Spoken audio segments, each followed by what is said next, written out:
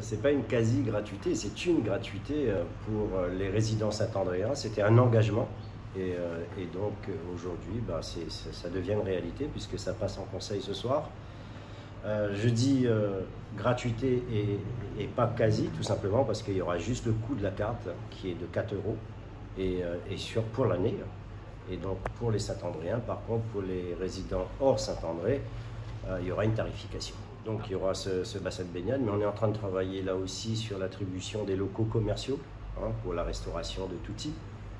Et puis on est en train de travailler aussi sur le parc, à l'intérieur du parc, voir comment permettre à d'autres qui ne pourront pas donc obtenir de locaux commerciaux, qui ont postulé, et voir comment aussi après travailler sur peut-être d'autres formats type EcoBox.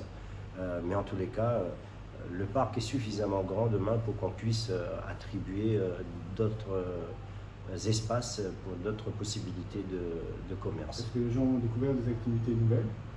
Bien sûr, on a aujourd'hui, on est en train d'étudier les demandes. Vous savez, moi, j'ai pour habitude de dire que j'aime pas faire dans la précipitation. On reçoit les demandes, on étudie, on vérifie bien, et puis après, on met en marche. En tous les cas, il y a de belles propositions aujourd'hui.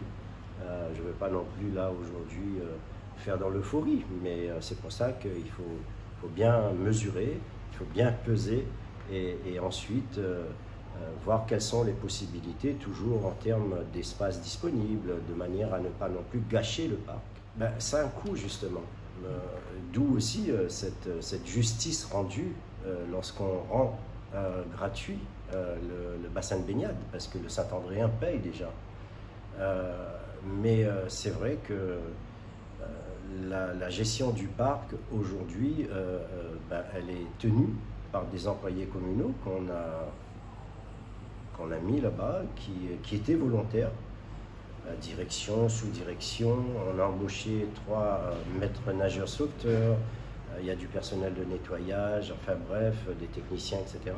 C'est un coût, mais ce personnel, il était déjà dans le coût. Donc c'est pas...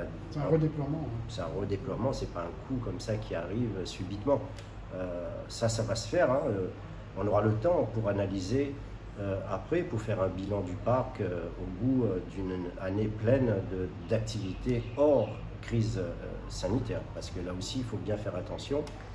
Depuis l'ouverture du parc, on est dans ce contexte encore de crise sanitaire. Mais moi, j'attends, si d'ici la fin de l'année, ça change, et que le parc retrouve une activité pleine avec le monde qu'on connaît en période de pointe, c'est à ce moment-là aussi qu'on pourra à un moment donné s'arrêter et faire un bilan au bout d'un an pour se dire est-ce que c'est bon, est-ce que c'est pas bon. Il faut travailler aussi sur les recettes puisqu'on investit, mais il faut aussi faire entrer de l'argent et tout ça sera mis dans la balance à un moment donné.